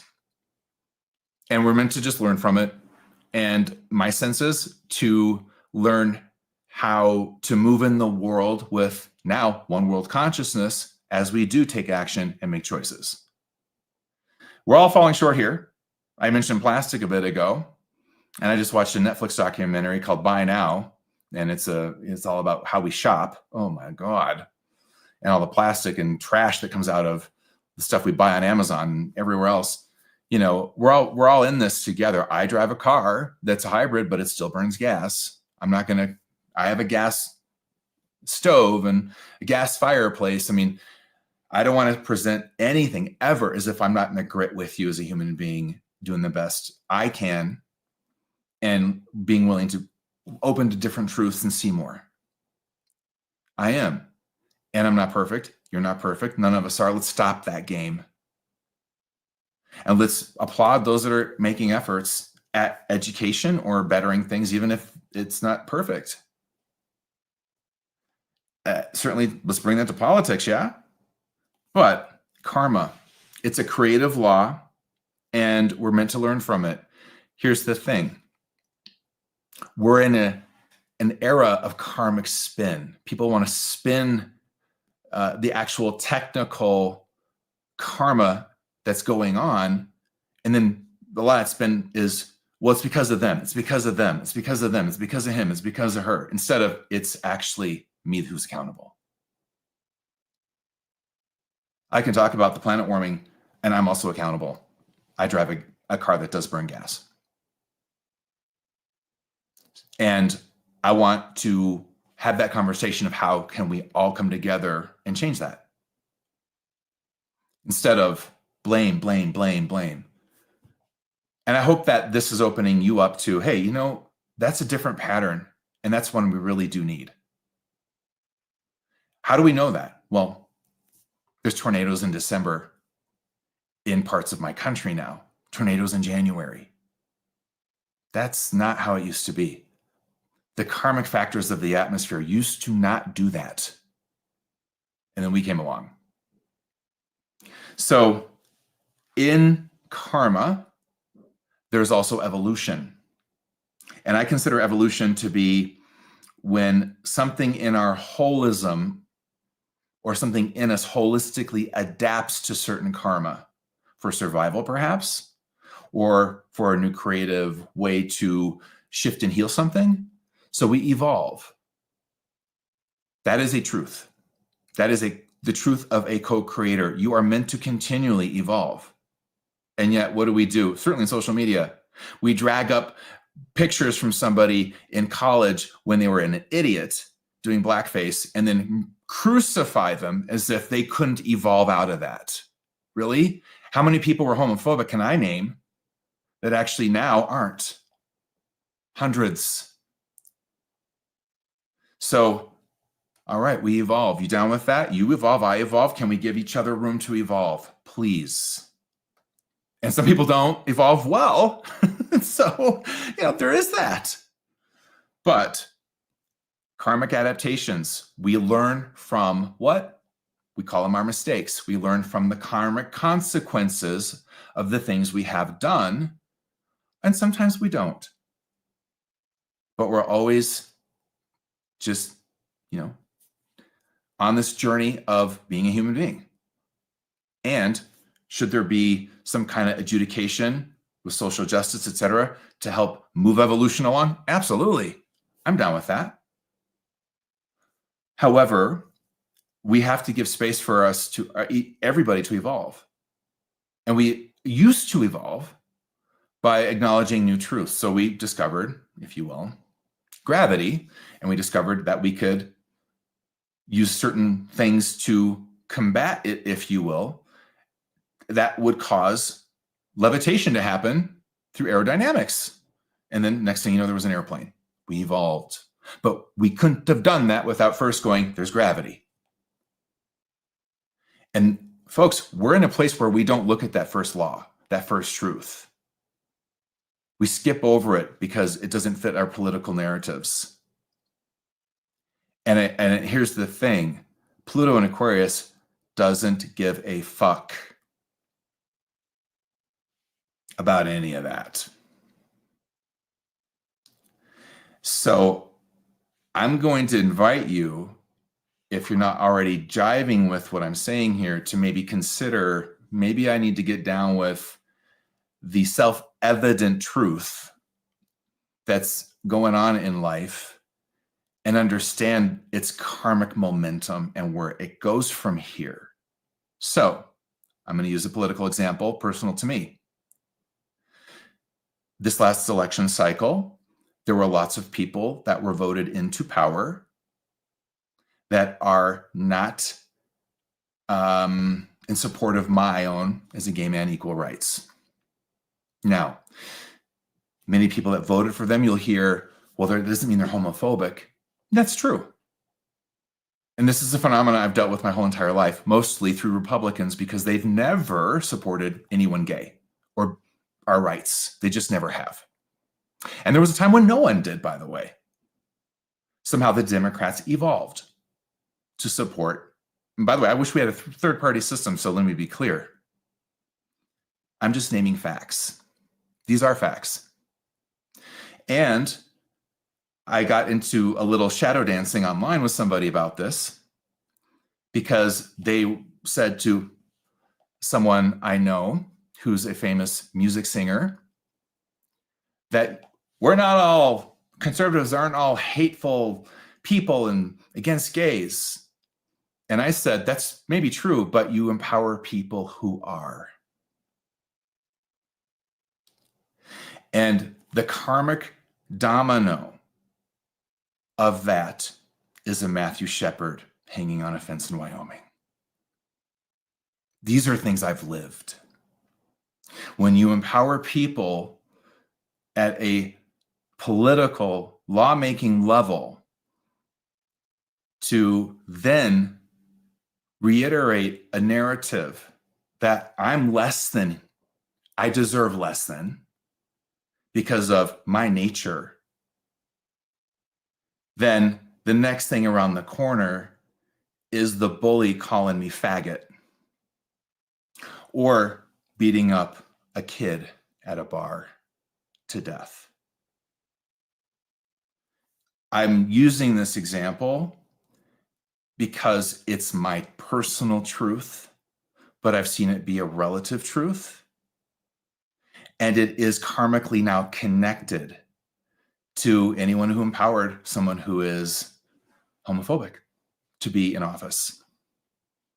That is just the truth. I'm not judging anybody. I'm connecting karmic dots. And a lot of people aren't going to like that. Well, I don't like being called faggot and beat up either. And that's happened to me in my life. And I know where words go, and I know how this rolls. So let's get to the truth. And the truth here, for example, is when you empower people who are homophobic to levels of political power and lawmaking, and then they use that power to reinforce LGBTQ people being less than their straight counterparts, you are setting in motion certain phenomena that ends up or can resulting in another Matthew Shepard hanging in Wyoming on a fence. That's just what's true. Are we going to come to some shared understanding that just because one votes for someone but isn't themselves racist, homophobic, etc., doesn't leave their karmic soul record off the hook? You know, in near-death experiences, which I've studied since I was probably 21 and I first read Bella G. Eady's book and then became obsessed with them. One of the things that happens for most people is they have a life review when they cross over. And in that life review, they're guided to experience the karmic effect of every choice they ever made. And I met somebody once who was a soldier in Iraq, who had a near-death experience there.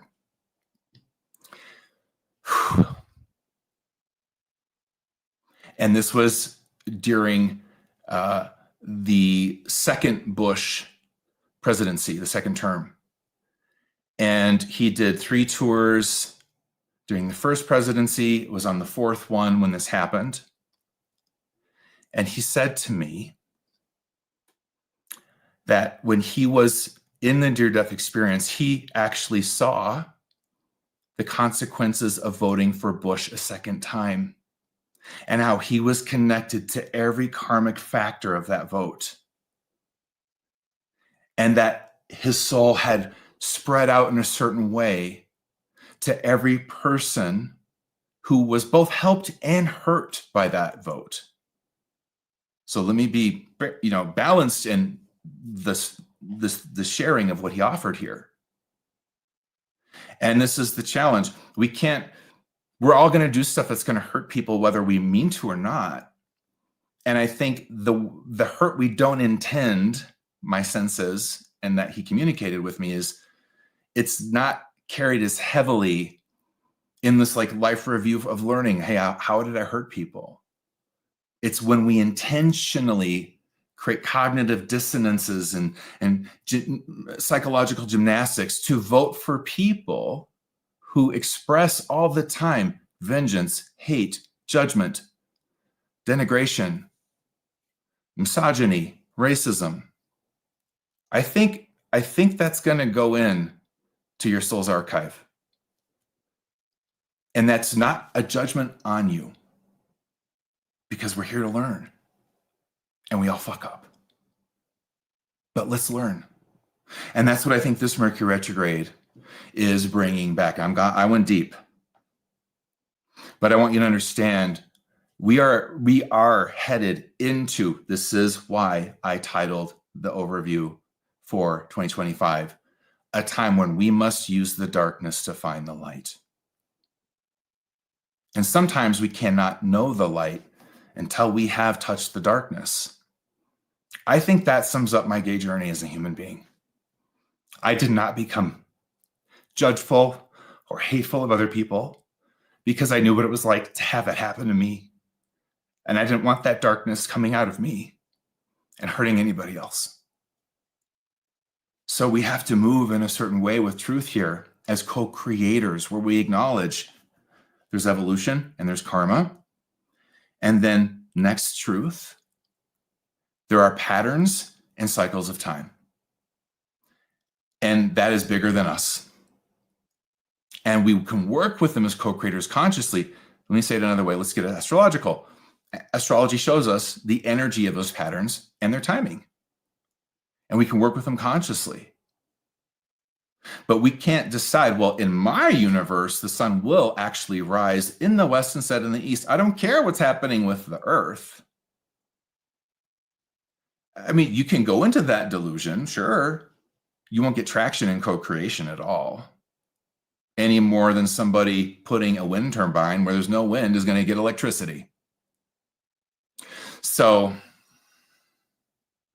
now, this is just to say, and this is what I did for businesses and intuitive, I would track the collective movements and cycles of the collective psyche, the collective unconscious, if you will, the things that we're moving through at any given time as dominant patterns, dominant shifts in collective psychology, in collective perception, collective belief, collective choice and action. And as co-creators, we have to understand there's co in co-creator. There are cycles we're creating in. They're a co. We are, as human beings, on a timeline of our lifespan. That's a co. And we are generally not willing in a lot of ways to absorb all the co in co-creation, right? We want to think it's just our power, our vision board, our alignment alone that's going to pull off anything. Folks, no. Climate change is going to shake all that down, and it is shaking it down right now. Ask anyone in Asheville. I mean, come on. I'm sure everyone in Ukraine had goals and dreams of what they wanted to do with their lives before Russia just invaded and started killing them. So when you get into truth, I want you to understand, and this is what I've really learned as an intuitive, it is congruent dimension to dimension.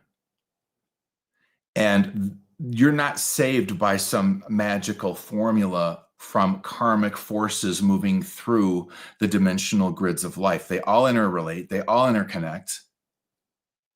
So you can have a plan to start a business, and then your country can go to war out of nowhere. And that's not going to happen probably now, right?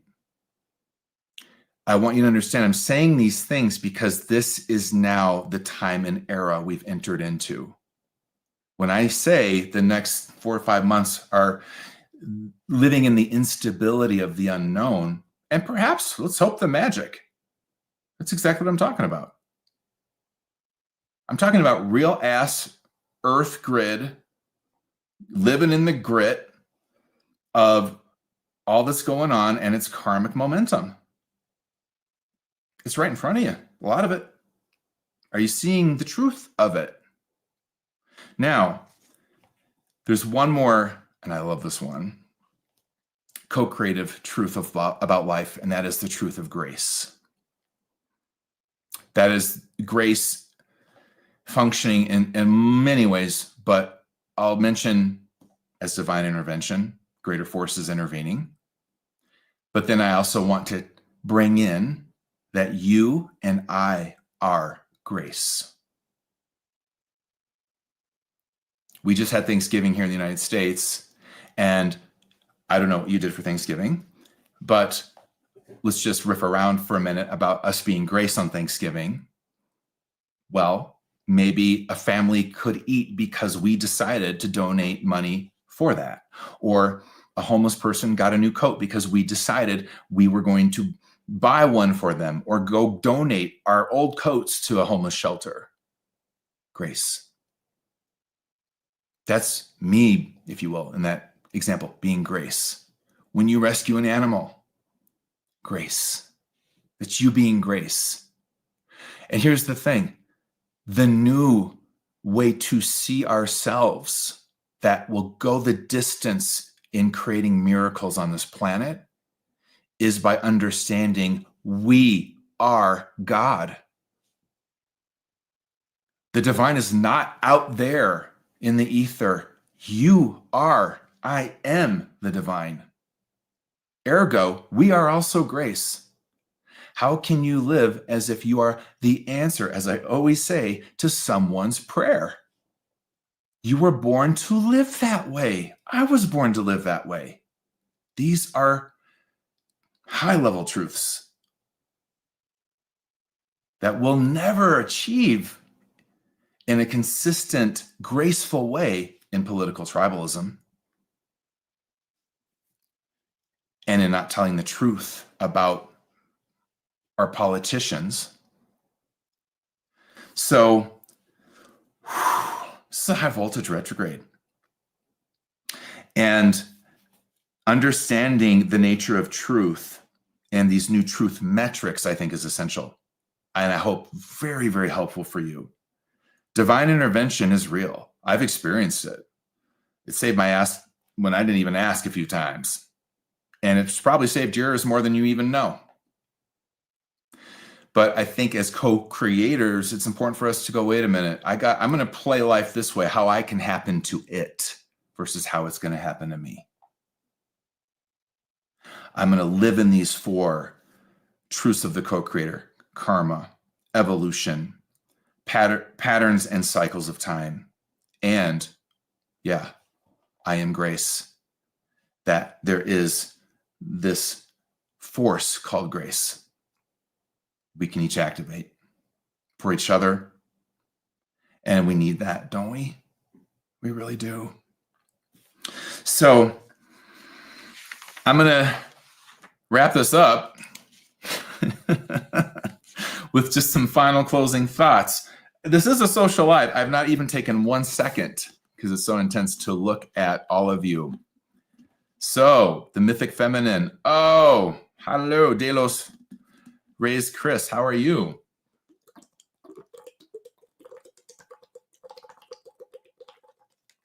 Is it possible to thrive in this collective climate? That is such an awesome question. Peggy folgt aus Deutschland. Wie geht es dir? Who else is here? All right. Well, it's so wonderful to have you here. And believe it or not, I'm not done. I do have some final thoughts, and I have a core revelation of truth to give you.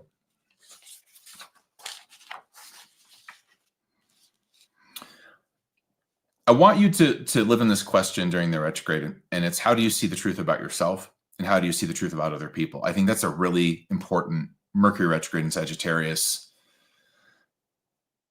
teaching, that, and really apprenticeship in a sense. And what I would offer, I think there's many ways to some regard that one can come to know the truth about people. And I'm going to offer a very Sagittarian way in. And that is to, and I've mentioned this earlier a bit, is just to see people through their patterns. So someone can tell you they care about the United States of America, or they are a patriot, or that they are whatever, a Christian. Okay, I got another story coming. And what I do is I look to see, as we would if we were dating somebody, right? All right, you say you're this, you say you're that, you say these are your values, these are the truths that you live by. Well, I'm going to see, are you congruent in your patterns in terms of what you claim is the truths you live by? So if someone tells me they have, really worked on their boundaries, and this is more of a client example, or really worked on, maintaining some sense of self-protection with toxic people, and they can be trusted. You can trust me. Well, I'm going to look to see how they do with holding their boundaries. And if I start to see they people please, they shapeshift, they do pretty much everything in terms of their patterns, that shows they don't really manage their boundaries well at all, or their patterns simply reveal they don't really have a lot of boundaries, because those patterns don't have boundaries. It's part of the pattern if you're a shapeshifter or a people pleaser, to a shadow shapeshifter, by the way, to become what people want you to be, or to just do whatever to make them happy. If I'm seeing someone abandon themselves again and again in relating to life, how the hell do I then expect them to be there for me? What kind of expectation is that to even foster? Because they're not even there for them. So this is a way into, and I think maybe you'll get some of this in your relationships. And I think at a level of what's happening in my own country politically and in the government, this is really important. Like, do we see congruency between what people say and what they actually do? Do their patterns tell a different story than their mouth? And sometimes their mouth is saying the same damn thing their patterns are. But for whatever reason, we don't want to see, or our political identity won't allow us to see that truth. I mean, I think I just named pretty much an aspect of most politicians in the world, but it's crucial to begin moving with truth. Why is it so important to do this? Well, because if you're trusting somebody with your children, for example, or your money, or your own health, you're going to want to know that they have a professional pattern of being a physician, and a good one, or being an attorney if you're in a lawsuit, and a good one. You're going to want to make sure, right, that you're looking at, all right, I'm seeing this pattern, i.e. archetype, that you claim is connected to your truth. I'm seeing you live through it very congruently to what your truth compass and its true north is. Okay, got it. I know that about you. And yet we're in a time where people can say whatever and not tell the truth, and people cannot see they're being conned or lied to. Even though there are some people that have a history of doing that their whole entire lives. It's, on public display. And so wherever you are in your life, it is time to go, okay, I've got to start seeing people for who they really are, not as a shadow judge, but as a technician, and also yourself. Now, let's bring in a core truth. Oof. I want you to ask yourself during this retrograde if you move from, if you're honest, you choose from, you perceive from, you vote from the truth that you don't think you're enough. Your true north, albeit perhaps unconscious most of the time, is that you're not enough. You're not aligned to enoughness as the guiding truth of who you are, rather the opposite. Now, is that true for you at all? I'll tell you what, it's true for me. And I had a realization a couple days ago, my Mercury Retrograde wake-up call, about the patterns that come out of that. And the lies and self-deception that come out of that. And I think if you spend a minute with that, I mean, it cracks open something that feels like it could break you in two. But it actually won't. It will make you realize that a lot of your karmic energy is born out of a truth you align with, that you're not enough, which is what? It's a lie posing as a truth. So where are you in some kind of alignment, which is all the rage these days, with a lie posing as the truth? What's the karma for that? I think that right there will bring the house of cards down in the best possible way for many people during this Mercury retrograde. It sure did for me. I'm still reeling from that. I want you to consider whether you entertain this mystical truth as a true north. You got soul esteem. You're enough no matter what. Actually, everybody is. But when we really know that, and we have that as our true north, the patterns that we live from, they're not patterns of putting people down. They're not patterns of vengeance. They're not patterns of name calling and making people wrong. I did some experimentation. I do this, actually, it's for an upcoming course I'm going to teach next year, late spring. And it's going to be about this, actually. How do we handle the darkness of others with light? How do we do that? How do we handle the darkness of others with truth? It's a skill you're going to need. I think everybody needs right now. That's why I want to teach the course. And I was following this comedian on Instagram, and he had done some kind of, it was pretty funny, actually. And he is quite funny. Some kind of reel on the election. And as you can imagine, it triggered everybody up and polarized everybody. And then I made a comment about how it's interesting that a comedian would, take a risk of polarizing everybody in such a way when the president, at the time, the presidential candidate that was running, one of them, went after comedians while he was president and destroyed some of their lives. And has tried to sue many of them. And that sparked, of course, a polarizing debate. And so I get curious about people. I'm not there to, everyone's got value and everyone's worthy of love and everyone has a right to be here, period, end of sentence. That doesn't mean everything's tolerated or that I don't have boundaries, but it does mean that, I assume your value regardless of who you follow or who you vote for or whatever. I assume at a core spiritual, mystical level, you have value. You have soul esteem, just like I do. And so I got into a conversation with somebody who made a very dark remark and very mean and pointed remark towards me, at me, called me names, whatever. And so I always go look at their profile, if it's an Instagram profile or even YouTube. And I want to see your face. I want to see who you are. And a lot of people, of course, don't show that because they're, in their coward archetype as keyboard warriors that say whatever they want without what they assume to be any accountability. But there's always accountability in the law of spirit and energy. So your angels are watching you.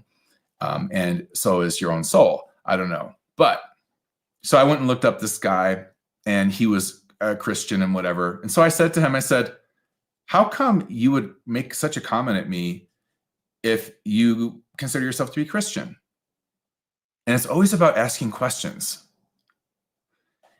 And he backed off the tribal attack and said, well, I just think what you're saying is wrong.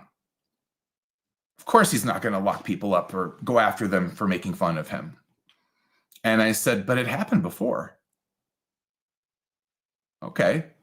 And then we ended up going back and forth a bit, and he got very nice. But then my final question was, do you think that Donald Trump embodies and exudes the beautiful and wonderful values and teachings of Christ? Do you think he expresses that actually? Kindness, compassion, forgiveness, selflessness, service. Can you present to me any example where you've seen him do that? And he could not answer me. I brought to him a self-evident truth that he, as a Christian, and I could feel he had just real heart for Christianity, could not answer. Because there really wasn't any evidence. And what are you going to do? And this isn't about being political. It's about looking at someone from the level of patterns. And that's my whole point. So if you just got triggered by that, it's a great opportunity to go, oh, let's look at Donald Trump, Kamala Harris, anybody, Elon Musk, anybody from the level of pattern. You want the truth? You want the 411? Go to the pattern. Because that's going to tell far more truth than any kind of spin and spell and any kind of political maneuvering and all that kind of stuff. And here's the thing, there's karma if we don't. There's karma if we don't. And that's not just political, that's personal.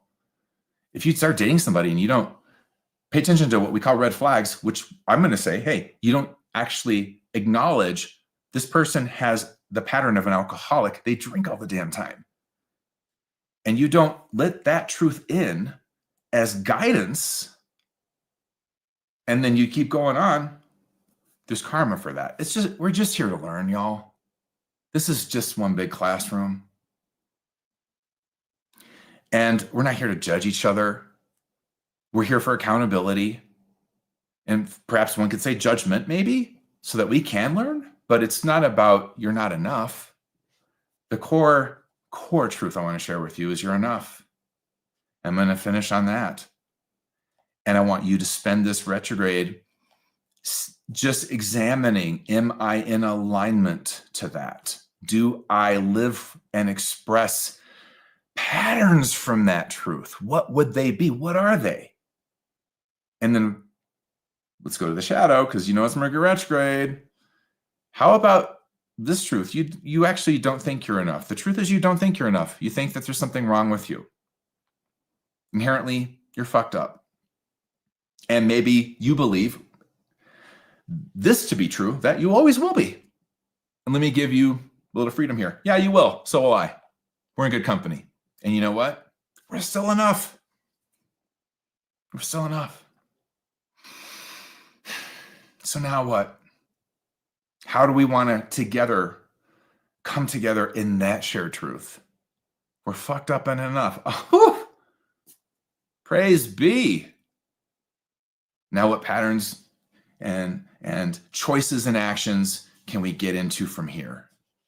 And I hope it's ones of loving each other, caring about each other, and seeing each other in that beautiful, compassionate, paradoxical level of truth. That, yeah, we are messy as F and we are enough.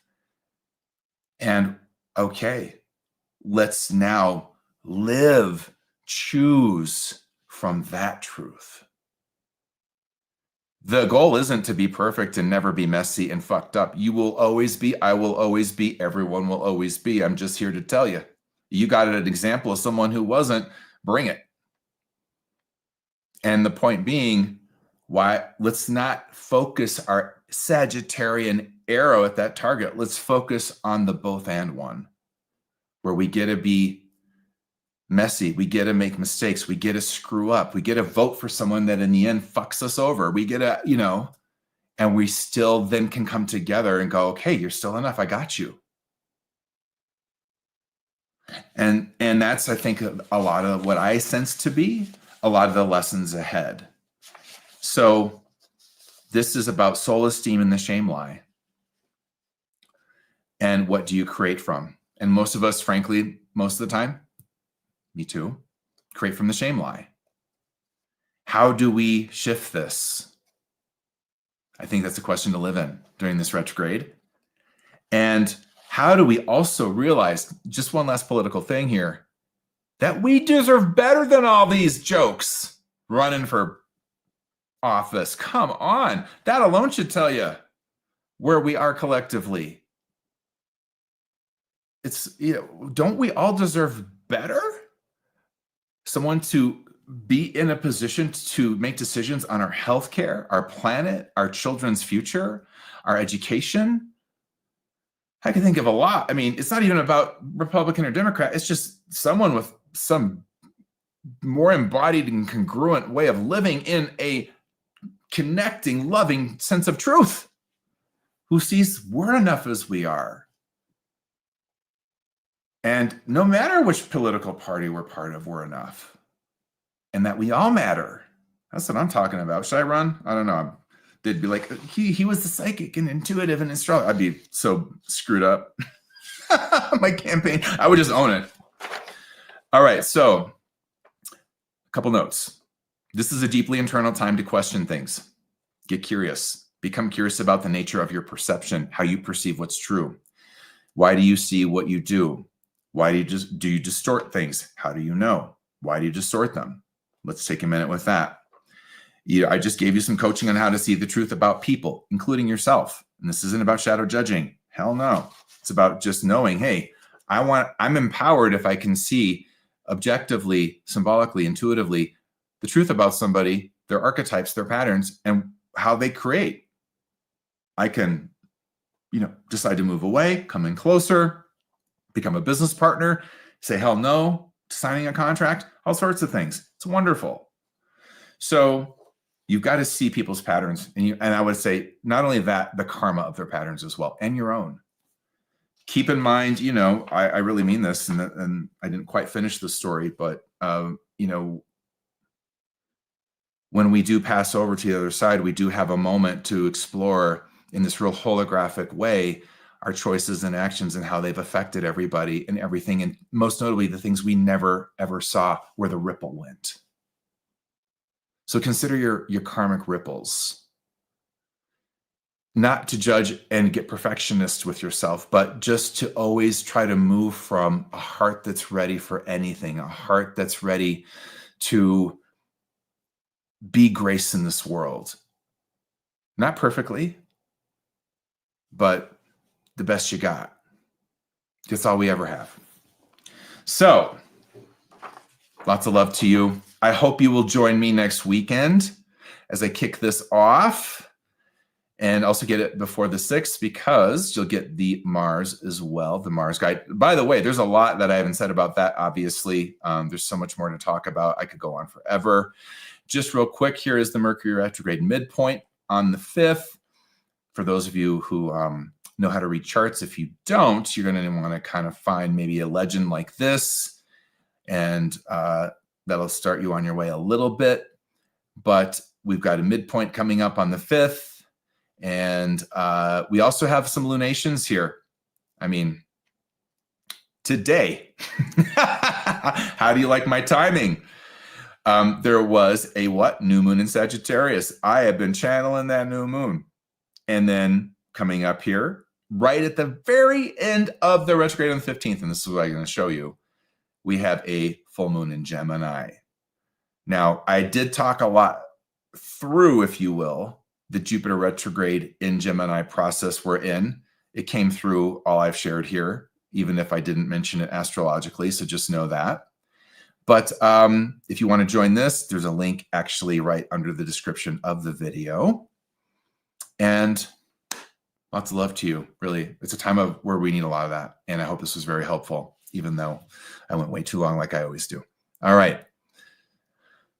Or was it just the right time? I don't know. You decide. I will see you in another video very soon. In fact, I've got one cooking I might be doing here in a week or two. But otherwise, I will see you next weekend in the Astrological forecast and guidance for 2025 on ohado.com. Namaste. In truth, in light, and in love. See you soon.